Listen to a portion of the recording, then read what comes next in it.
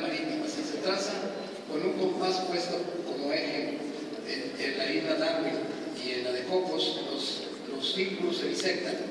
Así es que tenemos ahí, compartimos alrededor de 100 millas con Costa Rica. Si aceptamos las 200 millas de mar territorial que acabamos de modificar aquí en el Ecuador y las 200 millas de mar patrimonial que sostiene Costa Rica, esto que les estoy diciendo es un hecho. El flujo mencionado, ya estoy terminando, comienza a cambiar al acercarse diciembre. El empuje de la corriente de California, que viene del norte hacia el sur, a lo largo de las costas mexicanas, para no acabarlos de abrumar, ni siquiera les voy a hablar de la corriente de Kuroshibu que viene del Japón hacia América, esa no se la voy a mencionar. Pero esa genera la corriente de California que baja, es una manera de decirlo, yo les digo baja si estoy en el sur, estoy viendo hacia el norte. El caso es que esta corriente irrumpe la corriente ecuatorial del norte y se une a la contracorriente ecuatorial que fluye al contrario. Genera el empuje de agua cálida que origina el invierno ecuatoriano. Al superponerse primero sobre la gélida corriente de Humboldt y luego desplazarla, hace que la nubosidad generada por el calentamiento del mar se inicie la presencia de la llamada corriente del Niño y sus lluvias que aparecen alrededor de fines de diciembre. Por eso tomó su nombre por la llegada del Niño Dios.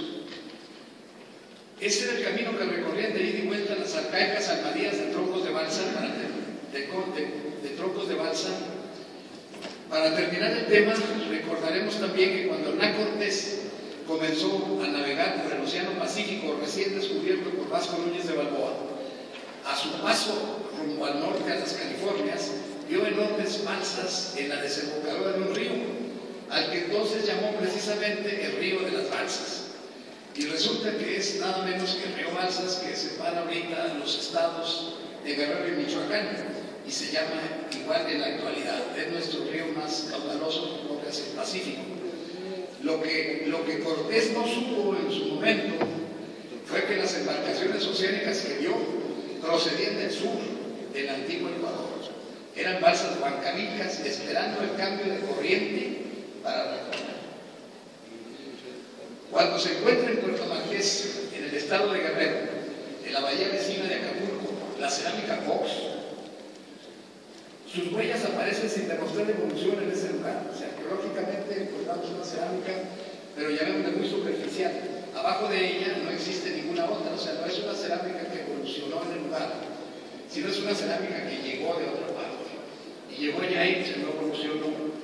Esos fragmentos, cuando tuve oportunidad de verlos en un museo donde están guardados en Acapulco, sinceramente se me notaron las rodillas, porque lo que vi era cerámica batida. Y yo tenía ya unos 20 años de experiencia en esa zona y manejando objetos valdivianos y conociéndolos desde el fondo de la tierra. Así es que no debo equivocarme en esto. Entonces resulta que la cerámica más vieja de México, que es esa, es heredera directamente del Ecuador. El Ecuador exportó la tecnología de la cerámica para allá. Afortunadamente las balsas, las mujeres que viajaron en ellas viajaban en familias completas. Eso les hacía más amena la colonización o la quedada, como decimos en México, en otros países. El ir hasta con los niños y los abuelos, que eran los que manejaban las estrellas y la orientación, hacía que una balsa fuera un perfecto elemento para movilizarse a distancias muy lejanas una de las otras y poder regresar en este caso. Así es que tenemos entonces esto y otra cosa más, que es una especie de firma, de firma o sello, una huella digital que diga Ecuador, y es precisamente la detección del bivalvo, del Spondylus princeps, que es originario del Golfo de Guayaquil. Encontramos ese bivalvo en centros ceremoniales de Mesoamérica y nada menos asociada siempre a hechos muy importantes, el hallazgo de esta cerámica. Obviamente también se le encuentra en grandes cantidades en el Perú, en la costa y en la sierra. Ese es tema para otra plática, pero lo que encontramos en México, que es nada menos que así de serio. Me pone por favor el 8.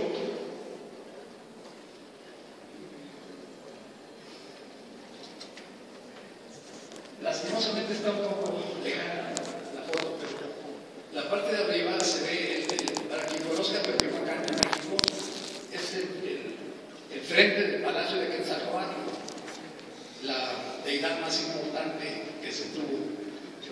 siglos.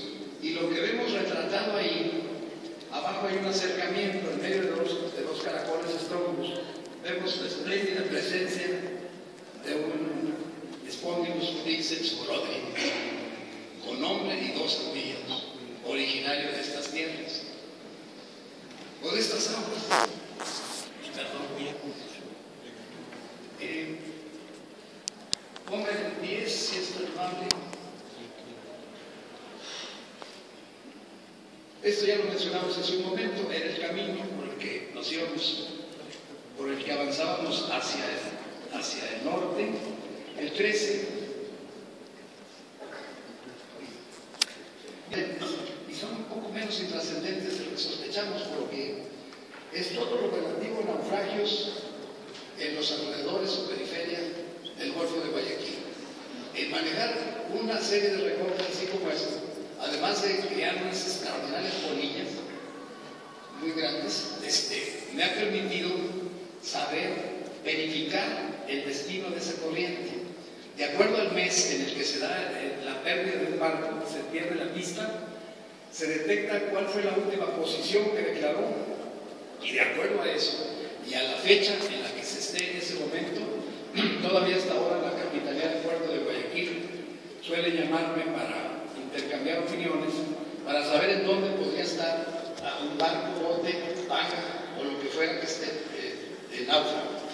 Y se hacen unas cuentas muy sencillas, la velocidad de la corriente, y se traza igualmente un cono y se puede definir, yo suelo decirlo con alguna certificación del caso, que se va a encontrar entre 60 millas al noroeste de tal parte, con una apertura posible de 50 millas. Se le busca en esa zona e invariablemente ahí va el bote. Pero esto lo obtuvimos gracias a algo que aparentemente no tiene nada que ver con una investigación. En este caso, para verificar la existencia de la corriente, que los oceanógrafos, cualquiera de ellos las conocen, pero que a lo mejor no están actualizados, no están comprobados actualmente, es una de las mejores formas de hacerlo, esa que les muestro con toda la sinceridad e ingenuidad del caso. Con esos recortes y corroborándolos, estoy perfectamente cierto de por dónde me tengo que ir el día que logre embarcarme en balsa para ir a México. Solamente para terminar, vamos a ver el número 16, si está nomás. Bueno, perdón, eso que pasó ahí era nada menos que Torque Eyernak, al cual todos los que somos mayores recordamos, y estamos subidos en Licor precisamente sobre una réplica de una balsa en un museo de Guayaquil, que por azares del destino ya desapareció, el Museo del Banco Central. El caso es que ahí estamos con Torque Eyernak, que es el abuelo de los balseros del Pacífico, nada menos, viejo amigo, y se los termino de contar. Resulta que hace 2 años llega a Guayaquil nada menos que un nieto de él, que fabricó su balsa, y igualmente que todos se fue hasta el Perú para embarcarse por allá, porque allá le ofrecieron financiación que en otros lugares le ofrecieron. Y se embarcó en la Tangaroa, el nieto de Torque Eyernak, y llegó mucho más lejos que su abuelo, porque le enseñé a manejar las varas, que son las maneras de direccionar las balsas. Las varas son las quillas móviles que se introducen entre los troncos, que se levantan, suben o bajan, de acuerdo si se quiere orzar, mirar o navegar inclusive con el viento, ¿no?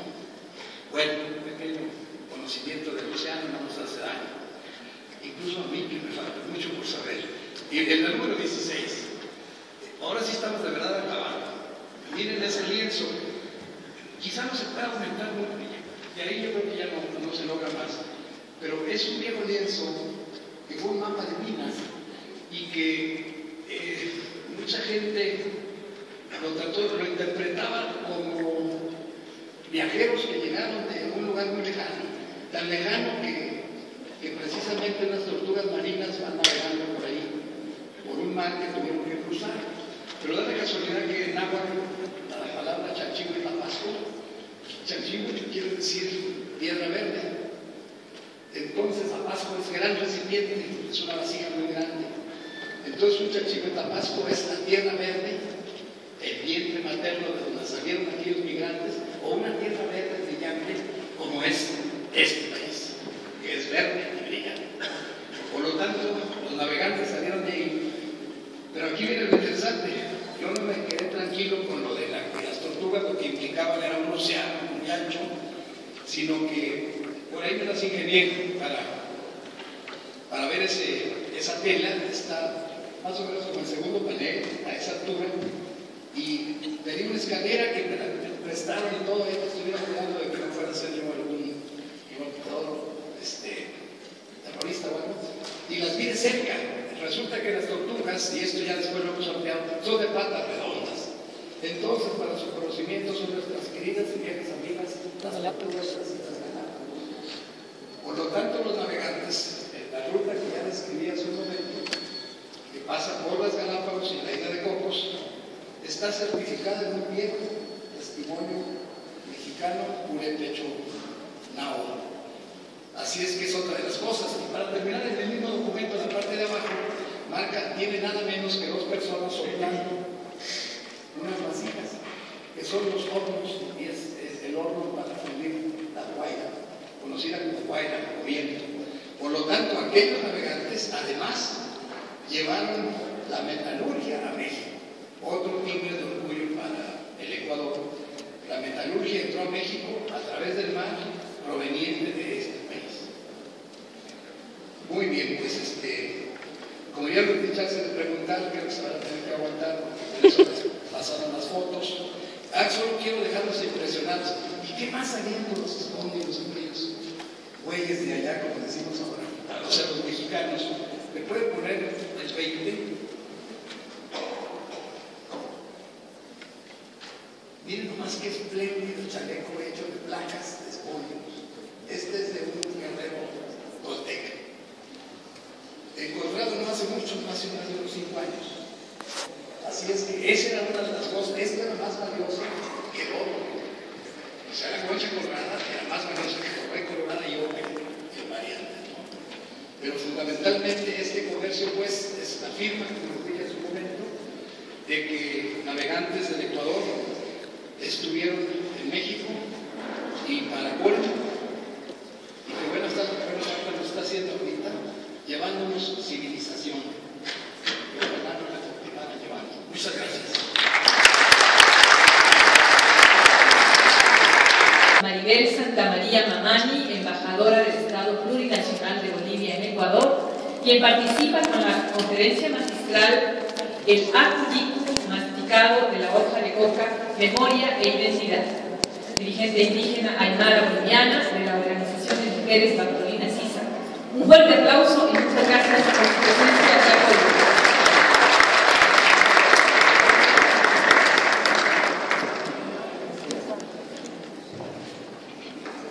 Hermanos y hermanas bolivianos, hermanos y hermanas latinoamericanos, gracias hermana Yumac por la invitación a este importante evento. Me tocó presentar la ponencia El Acuyicu de las sociedades andinas.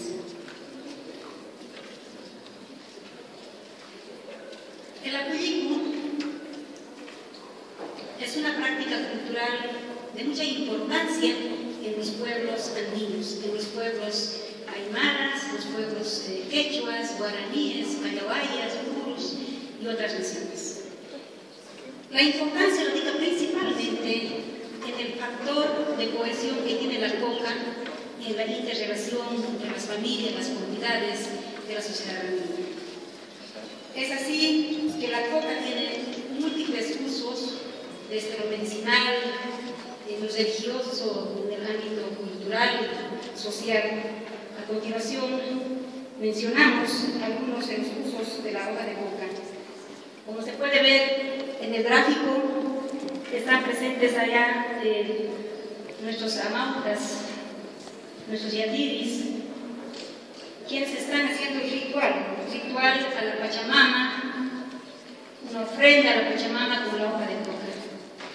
Estos rituales están acostumbrados a realizarse en Bolivia, tanto para iniciar un trabajo comunal, para iniciar una reunión, para los matrimonios, porque los pueblos andinos, cada lugar en todo el mundo, cada ladera, cerro, montaña, río, laguna, estrellas, sol, tiene nombre y es sagrado.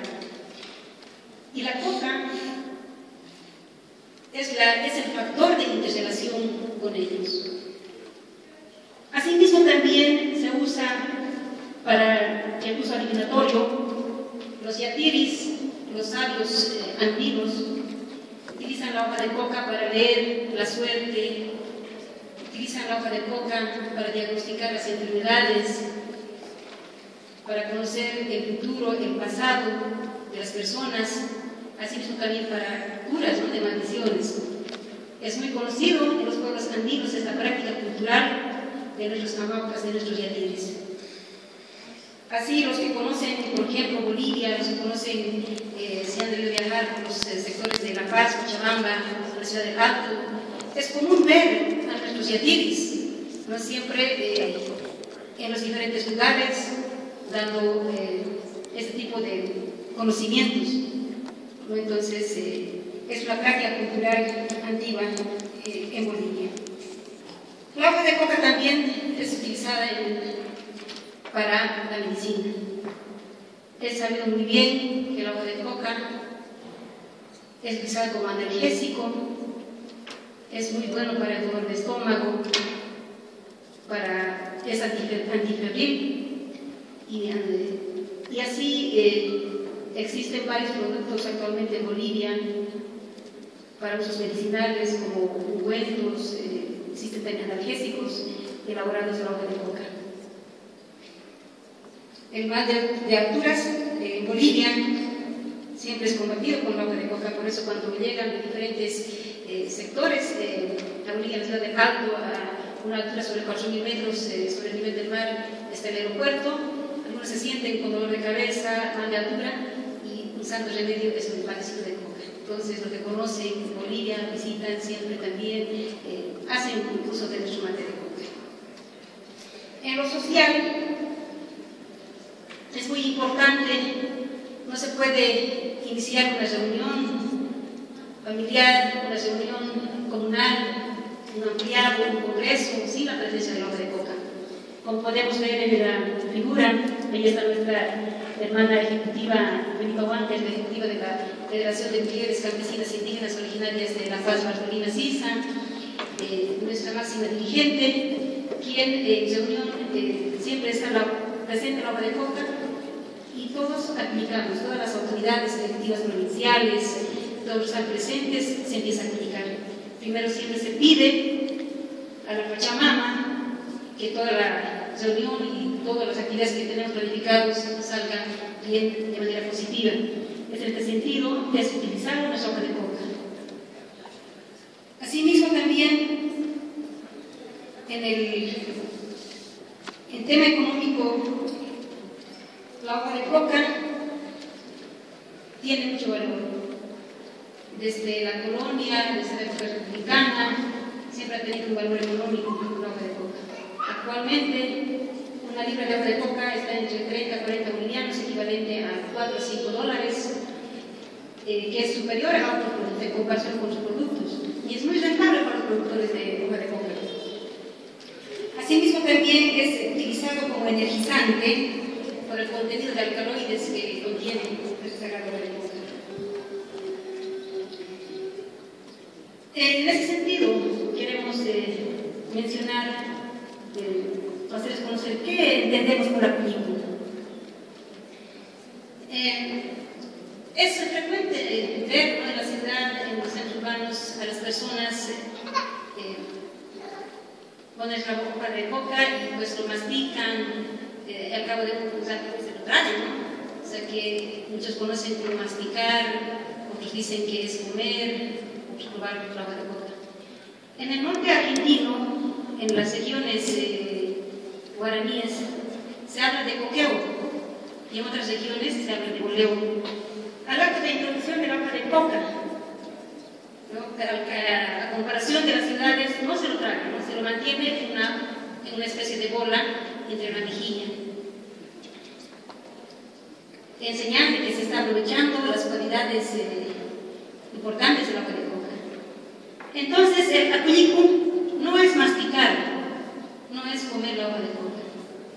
el acullicu es ovillar la hoja de coca en la lengua una tras otra, haciendo un bolo en la mejilla, que al cabo de horas se lo mantiene, que provoca una abundante salivación que se lo saborea lentamente. Y la hoja de coca no se desmenuza, no se parte, se mantienen enteritas. Y esto sirve para combatir el sueño, para combatir el hambre, el cansancio, la sed. Entonces, el acullicu, hermanos y hermanas, no es masticación de la hoja de coca. El acullicu siempre viene acompañado de la lejía elaborado a base de quinoa, elaborado a base de stevia. Entonces es un acompañante también a nuestro acullicu, nuestro acompañamiento del acullicu. ¿Y qué experiencias y visiones se tienen de la práctica del acullicu? Los acullicadores se sienten más animosos, lúcidos, alegres. Y es sabido que para combatir el mal de altura, la hoja de coca soluciona el problema. Hasta la fecha, no se ha demostrado que la hoja de coca sea dañino para la salud, sea nocivo para la salud. Al contrario, existen evidencias que pueden ser utilizados en el ámbito medicinal. La hoja de coca ayuda a la resistencia y sin ella miles de choferes, de mineros, de obreros, de campesinos no podrían cumplir sus jornadas laborales. Es así, por ejemplo, en Bolivia generalmente es muy utilizado por los choferes. Muchas veces los choferes tienen que viajar 13, 14, 15 horas de viaje desde La Paz a Santa Cruz, a Cochabamba, a Tarija, y los choferes utilizan la hoja de coca para combatir el sueño y el cansancio. Asimismo, como se ve en la figura, están los obreros aplicando hoja de coca para empezar con el trabajo. Los albañiles, también los guardias, los mineros, todos los sectores utilizamos la hoja de coca. En las marchas, por ejemplo, yo vengo de una organización indígena originaria campesina, en las marchas siempre nos llevamos nuestra hojita de coca. Aplicamos y resistimos 2 días, 3 días, podemos estar sin comer. A veces en los ampliados congresos, 1 día, 2 días, pasamos debatiendo temas con agua de coca, a base de agua de coca y agua. Entonces, para nosotros, el acullicu es muy importante en las diferentes expresiones.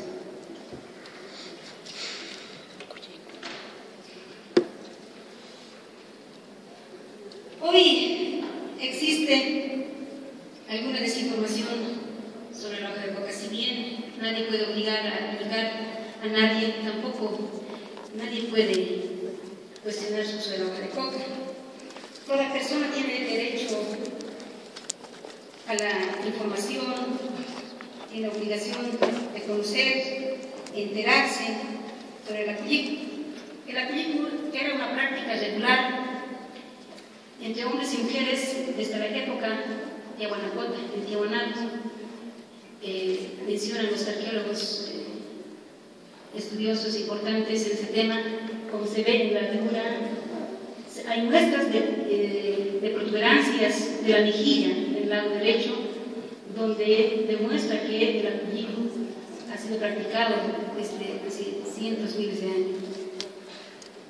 Durante el Imperio Incaico lo practicaban los incas, sus parientes, autoridades de alto rango. Solamente ellos podían utilizar la hoja de coca con fines ceremoniales.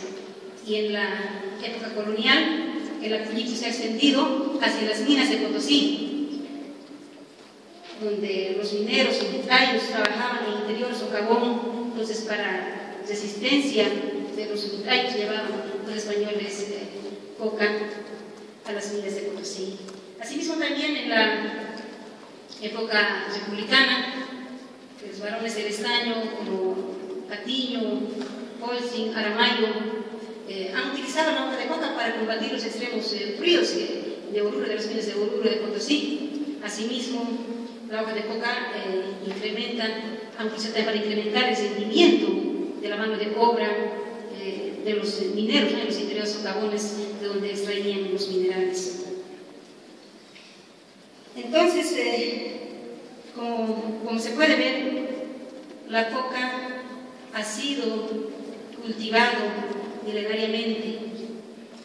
No es solamente de ahora o de cientos de años, sino hace más de miles y miles de años había el cultivo de coca. Nuestros pueblos indígenas han cultivado, lo han utilizado para el tema medicinal, también alimenticio. Lo demuestran estudios importantes de los arqueólogos que han realizado estudios sobre la hoja de coca, sobre el capullo. Queremos también compartir con ustedes las zonas de producción de cultivo de coca. Ustedes saben muy bien que las zonas antiguas de producción de coca han sido los Andes orientales, ¿no? Existían en Perú, existen en Perú, Colombia, Bolivia, y también existía en Ecuador. Actualmente solamente están las zonas de producción en Bolivia, Perú y Colombia. En Bolivia, de acuerdo a la ley 1008, existen 3 zonas de cultivo. Unas son las zonas de cultivo tradicional, que son los yungas de Bolivia, los yungas bandiola de Cochabamba. Ahí se conoce que desde hace cientos de años siempre ha habido cultivo de coca en esta región. También existen las zonas de cultivo excedentarios, que están ubicados en el trópico cochabambino, en la región del Chapare, y las zonas de producción ilícitas que están también en algunas regiones de Bolivia, que estos son propensas a la erradicación por la fuerza de tarea conjunta, ¿no? La hoja de coca ha sido estigmatizada y de acuerdo a la Convención de Viena de 1961 sobre estupefacientes, la hoja de coca es penalizada su consumo. La hoja de coca está clasificada en la lista número 1 de estupefacientes. Ustedes pueden ver en la lista de estupefacientes de la Convención de 1961, todos están productos químicos, pero sin embargo está presente la hoja de coca en su estado natural. Y a raíz de esto, en Bolivia, durante gobiernos neoliberales como de Sánchez de Lozada, se ha firmado un convenio con Estados Unidos para la erradicación total de la hoja de coca. Hay un programa de erradicar la coca cero, llegar hasta la coca cero. Los pueblos originarios, indígenas, las zonas productoras, los consumidores, por supuesto que en Bolivia nos hemos organizado, nos hemos levantado para defender nuestra sagrada hoja de coca, porque la coca para Bolivia es nuestra identidad, para los pueblos bolivianos, para los pueblos andinos, es nuestra identidad, es nuestra cultura, nuestro patrimonio. No puede ser posible que una planta natural que nos ha dado la Pachamama sea considerado droga.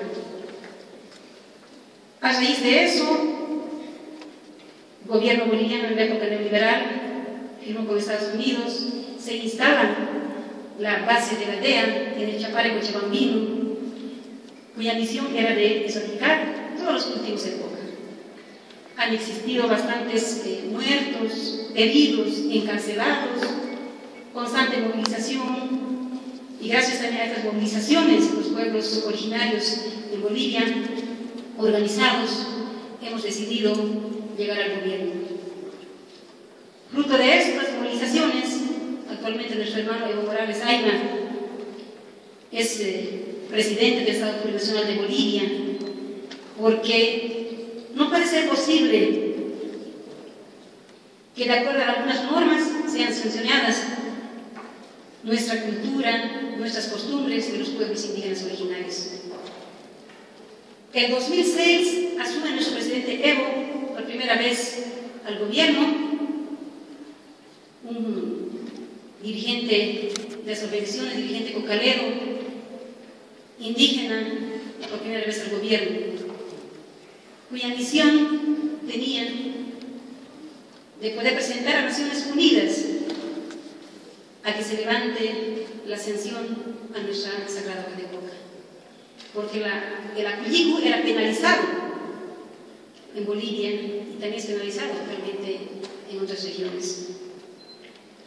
Han sido varias gestiones diplomáticas de nuestro gobierno, nuestro presidente, de nuestra Cancillería y en las diferentes instancias, haciendo conocer las cualidades nutritivas, medicinales del agua de coca para que se levante la sanción a nuestra Sagrada Planta. Pero sin embargo no ha sido posible. Pero el año pasado, en 2013, el 10 de enero, después de varias jornadas, varias negociaciones, Naciones Unidas levanta la sanción en Bolivia y se legaliza el acullicu en Bolivia.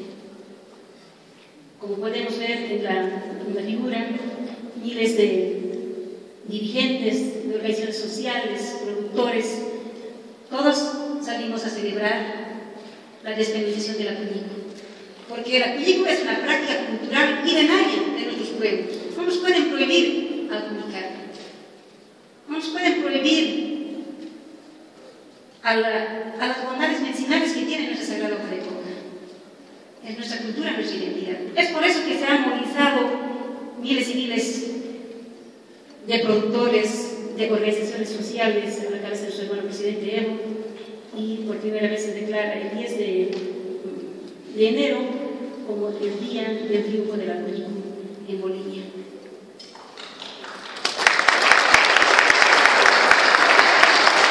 Una lucha ardua todavía, que hay que trabajar en el tema de nuestras plantas nativas ancestrales. Actualmente sigue también en las Naciones Unidas nuestra hoja de coca clasificada como la lista número 1 de sus pacientes. Es un trabajo mancomunado, por eso teníamos que hacer conocer también lo que está ocurriendo. La hoja de coca está reconocida y protegida por los derechos de los pueblos indígenas en los siguientes documentos. La Declaración de las Naciones Unidas sobre Derechos de los Pueblos Indígenas de 2007, que reconoce el derecho de practicar sus tradiciones, costumbres y ceremonias espirituales y religiosas y preservar sus medicinas tradicionales. También está reconocida en la Convención sobre la Protección y Promoción de la Diversidad de las Expresiones Culturales, que reconoce la importancia de los conocimientos tradicionales de los pueblos indígenas. El Convenio 169 sobre pueblos indígenas y tribales en países independientes de la OIT reconoce el uso ancestral de la hoja de coca para consumo tradicional y medicinal. La declaración de la UNESCO a favor de la cosmovisión del pueblo Caliguaya como patrimonio cultural e inmaterial de la humanidad rescata la utilización de la hoja de coca en sus prácticas medicinales. El Foro Permanente para Cuestiones Indígenas de las Naciones Unidas, en su octavo y noveno periodo de sesiones de 2009 y 2010, reconoció la importancia cultural y medicinal de la hoja de coca en la región andina y otras regiones indígenas de América del Sur. Y sobre el acullicu, recomendó que se enmienden o supriman aquellas secciones de la Convención de 1961 que sean incompatibles con los derechos de los pueblos indígenas, exhortando a los Estados miembros que apoyen a la iniciativa de Bolivia.